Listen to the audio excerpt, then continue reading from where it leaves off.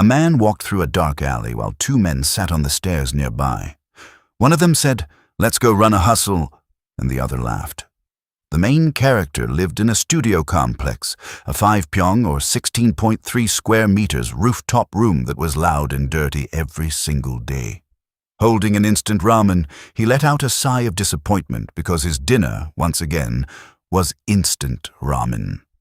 His name was Bong Joo-hyuk, a 25-year-old man working 3 part-time jobs, at a convenience store, a barbecue restaurant, and as a laborer. There was a simple reason why working this hard never allowed him to save any money. Just like many others, it was because of debt. Every cent he earned went toward paying it back, even if it meant living in poverty. He had no special skills, only a healthy body, so he believed there was no bright future waiting for him. As he ate his instant ramen, he accepted that he was nothing more than a mediocre beta male. Then, all of a sudden, a notification appeared in front of him, stating that he had awakened. He froze in shock. A moment later, he shouted, partly because of the hot ramen, and partly because of the notification floating before his eyes. He still could not believe it and wondered if he had truly awakened. People often call awakening a blessing. If someone did well, they could hit a jackpot and completely turn their life around, perhaps an even greater fortune than winning the lottery. But that blessing could only be enjoyed if one stayed alive, and entering the tower was incredibly dangerous. Bong Joo-hyuk was completely a wimp. His mind immediately filled with all the terrifying possibilities inside the tower, being torn to shreds by monsters, freezing or burning to death in extreme environments, getting poisoned or being crushed by a trap, and so on. He always avoided injustice and danger whenever he could. When passing by tugs, he would fake a phone call. He avoided walking under construction sites. For 25 years, he had lived as a lower-tier man, a mere commoner. He slowly put down his chopsticks, wondering whether this was truly awakening or if he had simply dozed off from exhaustion. Then he stretched his arm forward and shouted, "Status window!" His status window appeared right in front of him. It displayed his name, his affiliation marked as black, his current level as 1, and his trait as summon. With that, Bong confirmed that he had truly awakened, and that his trait was summons. An awakener is granted an ability known as a trait. These traits vary widely, including swordsmanship, spearmanship, shielding, archery, fighting spirit, gigantification, smash, summon, heal, and many more.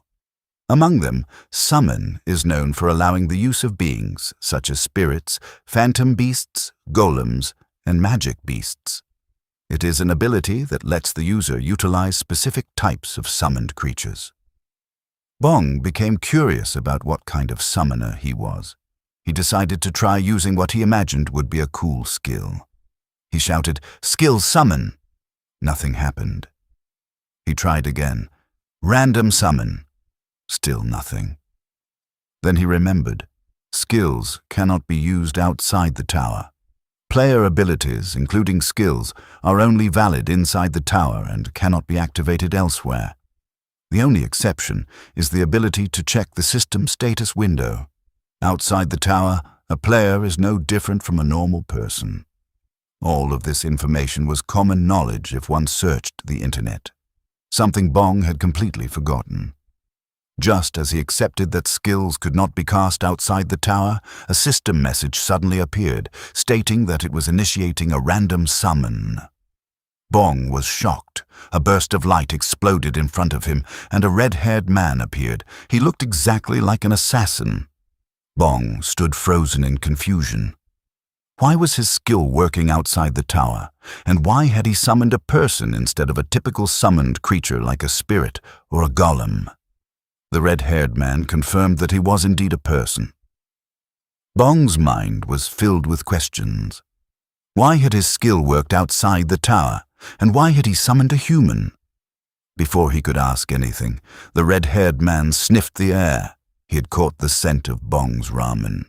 He asked if he could have one bite. Bong allowed it. The red-haired man began eating the ramen. Bong thought to himself, that he had summoned a one-bite bandit. After a single slurp, the red-haired man said it was too spicy and wondered if it was a newly released spicy flavor. Bong looked at him in disappointment. It was mild udon. If he thought that was spicy, then he was clearly a spicy wimp. But Bong's mind soon returned to the bigger issue. His skill had worked outside the tower, and he had summoned a human, something he had never heard of before. He opened his status window again. Additional information appeared. He could summon humans and demi-humans with ranks, similar to pulling characters in a gacha game. The ranks ranged from rare, super rare, special super rare, up to legendary, special super rare. It also stated that the summoner and the summoned could communicate smoothly under any circumstances. Another notification appeared, explaining that the summoned adheres to 3 principles. First, the summoned must prioritize and protect the summoner's life. Second, the summoned must absolutely obey the summoner's commands. Third, if Principles 1 and 2 conflict, Principle 1 takes highest priority. Bong was delighted to learn about the absolute obedience. However, he was still curious about the identity of the human he had summoned. Suddenly, information flowed directly into his brain. The summoned's name was John Corsack, also known as the Mad Assassin of the Cruel Guild. His rank was super rare. He was a human assassin and could be resummoned 3 hours after dismissal. John had been the black sheep of the Cruel Assassin Guild, a truly mad assassin. Despite that, his mission success rate was 99%. He had even succeeded in assassinating a 5th Circle black mage. After that, the information became incomprehensible. Bong's head began to ache. Then his eyes shone and his astral form was dragged into John's last memory. John was running straight toward Bong's astral form. He passed through him and attacked 3 people without hesitation. After ending them, he wrapped their heads with red ribbon. Bong watched in disbelief and called him crazy.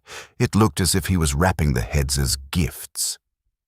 At that moment, Bong fully understood why he was called mad. John then tilted his head and looked toward a mansion, the place where he met his end. His death had been caused by a single failure. His target inside the mansion had been the Empire's strongest swordmaster. John's final memory was being cut in half by that swordmaster. Suddenly, everything returned to reality. John appeared behind Bong and whispered, "What are you thinking about?" Bong stumbled and ran away in panic. John immediately apologized and explained that he only wanted to ask if there was anything Bong needed him to do. Though still frightened, Bong reminded himself that the summoned were bound by absolute obedience. There was no need to be scared. He took a deep breath and ordered John to put away the ramen pot and wipe the table. John followed the commands without hesitation. Bong was surprised by how fast John moved and by the fact that he did not complain at all. This confirmed that John truly carried out everything he was told. Bong then called John over and asked whether even ridiculous commands had to be followed. John replied that complete obedience to the words of the summoner was mandatory. Bong decided to test it further. He ordered John to squeak like a dog. John's expression turned serious, and he slowly put down the towel. For a moment, Bong thought he had crossed the line. John had been a powerful figure with immense pride in his previous life. Bong feared he might suddenly snap and attack him. But John followed the order. He squeaked like a dog. Bong felt satisfied. This truly was absolute obedience. He gave John a thumbs up. Then someone began knocking loudly on the door. A voice shouted from outside, confirming that Bong was inside and ordering him to open the door immediately. Bong felt his heart sink. He had forgotten that it was the due date for his interest payment. He quickly ordered John to get up. Bong had borrowed 10 million won. The banks refused to lend him anything, so he had no choice but to turn to a private loan. He used the money for his father's hip fracture surgery after his father slipped on ice, and also to pay for his siblings' university tuition. He believed he could repay it quickly, but even after paying over $5 million, won in interest, the principal remained unchanged. He knew borrowing from them had been a stupid decision, but he had no other choice. Even if he could go back in time, he would make the same decision again. The person outside shouted once more, saying he only wanted to confirm that Bong was still alive. Bong turned to John. The assassin had already drawn his knives, silently waiting for the command to sever the people outside. Bong immediately refused. He understood that John would create a massive problem in the future.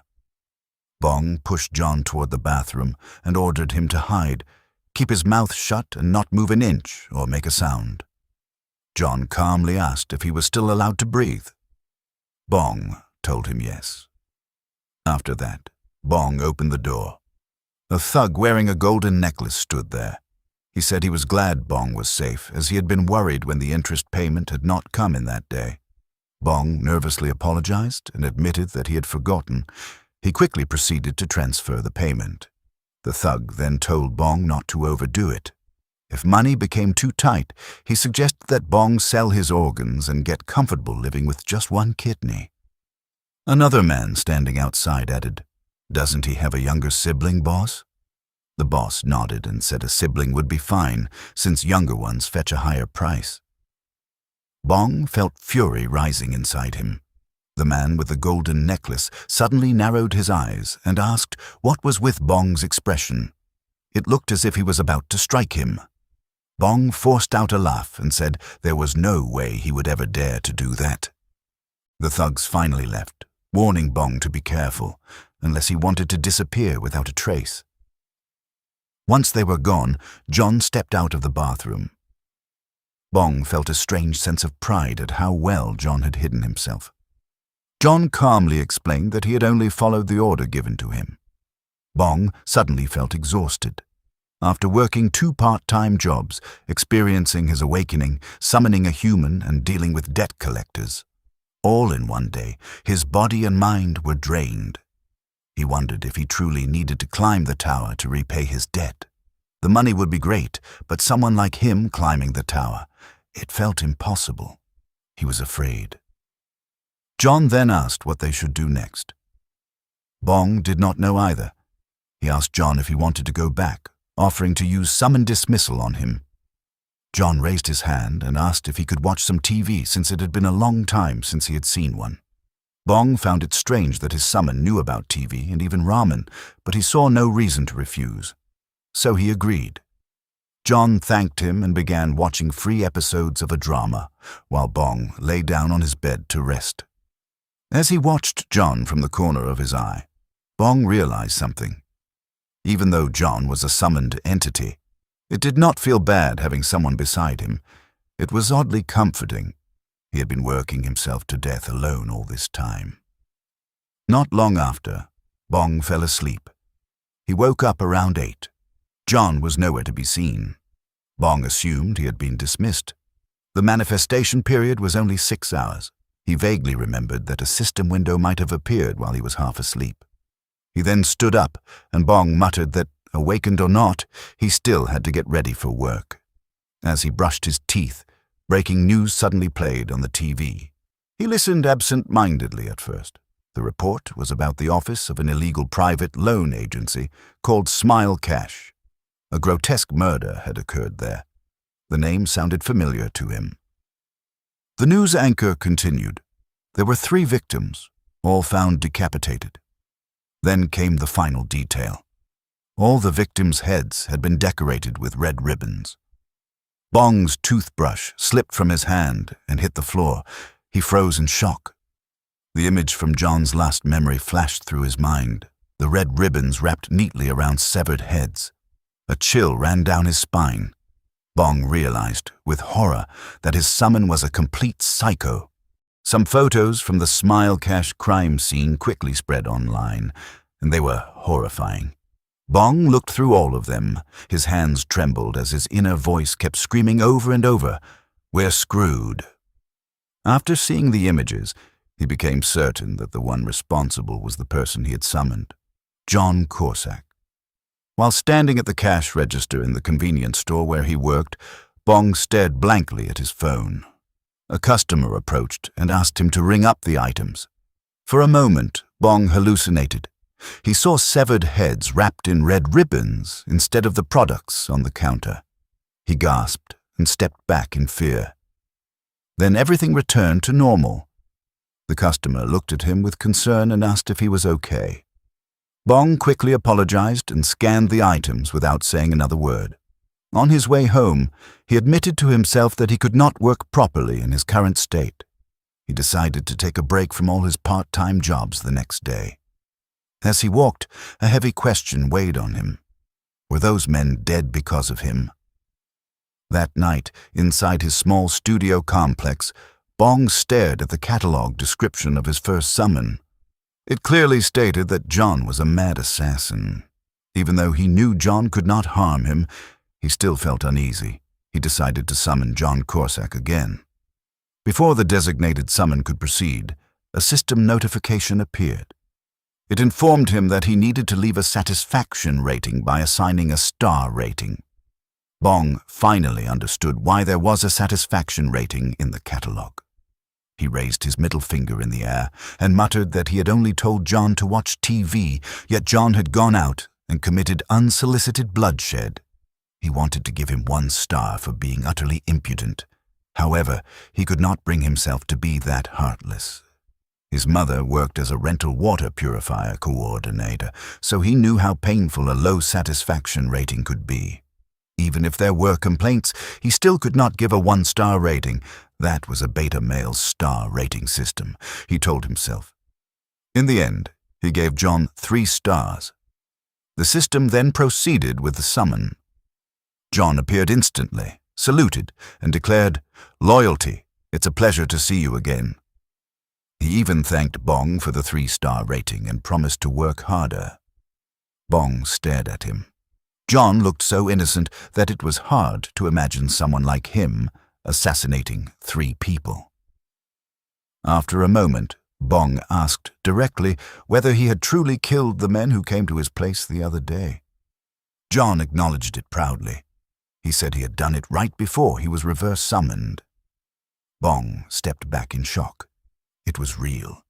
The man standing in front of him was truly the killer. His stomach began to churn, and his heart raced uncontrollably. He forced himself to calm down, reminding himself that John could not hurt him. Bong asked John how he managed to find the loan agency's office, since he should not have known their location. John explained that when the men stormed Bong's home, he secretly implanted a mark of tracking on them. Because of that, he knew exactly where they were. Mark of tracking sounded like a skill, Bong thought. He then asked John why he went that far. John replied that the 3 men were a threat to Bong, and it was best to eliminate them in advance. Bong was confused. He had never given that command. John calmly explained that it was because of the 3 principles, 3rd article of the summoned.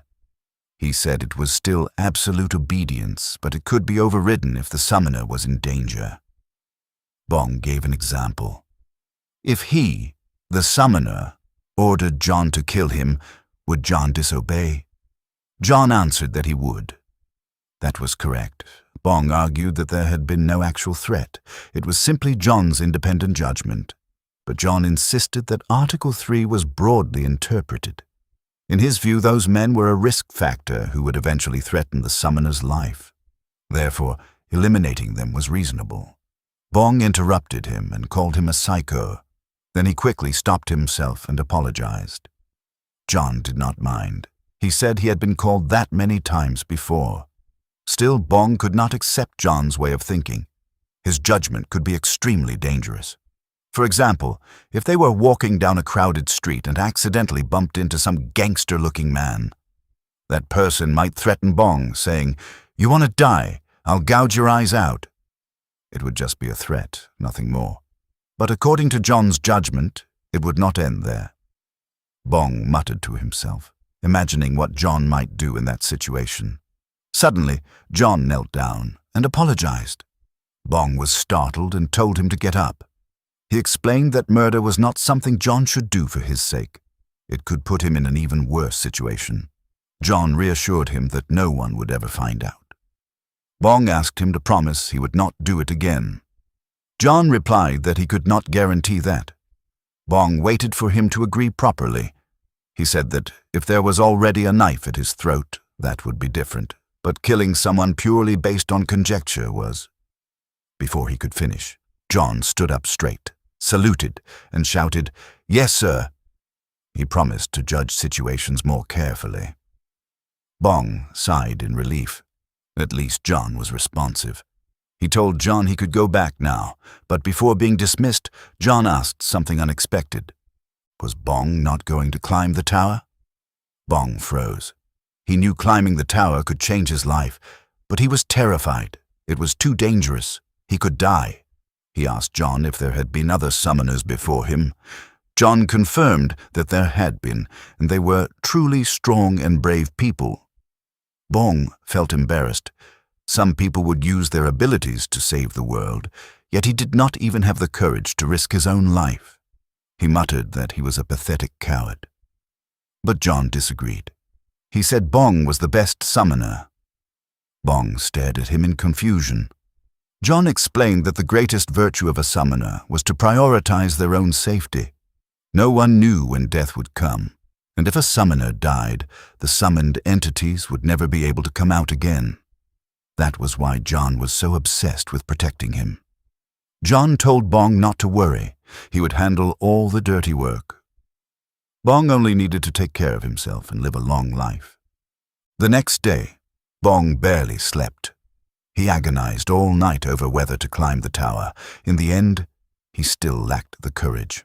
He told himself he should just be thankful that the debt collectors and the debt itself were gone. He stepped outside and decided he would continue living safely and doing ordinary work. If he lived diligently, things would eventually improve. Then his phone rang. It was his father. Bong asked if he was keeping up with his rehabilitation. His father replied that he might need to move to a bigger hospital. He also mentioned that Bong's mother had been fired. Still, he told Bong not to worry. He only called because he had not heard from him for a while. Bong ended the call saying he would visit soon so they could eat together. Back inside his room, Bong began putting on all kinds of protective gear. He even grabbed a metal bat. He decided he would take a quick look at the first floor of the tower and leave immediately if it became dangerous. It was good timing since he had taken the day off from all his part-time jobs. As he prepared to summon John, a thought crossed his mind. He did not necessarily have to stick with him. Maybe if he summoned again, he could pull a legendary special super rare. But a notification appeared. Summoning was impossible. He needed to wait for the cooldown, 28 days, 11 hours, 8 minutes, and 37 seconds. Bong had no idea the cooldown lasted an entire month. With no other choice, he summoned John. As always, John appeared with a salute and thanked Bong for the 5-star rating he had received. Bong silently hoped John did not know he had tried to summon someone else. He told John that he had decided to go to the tower.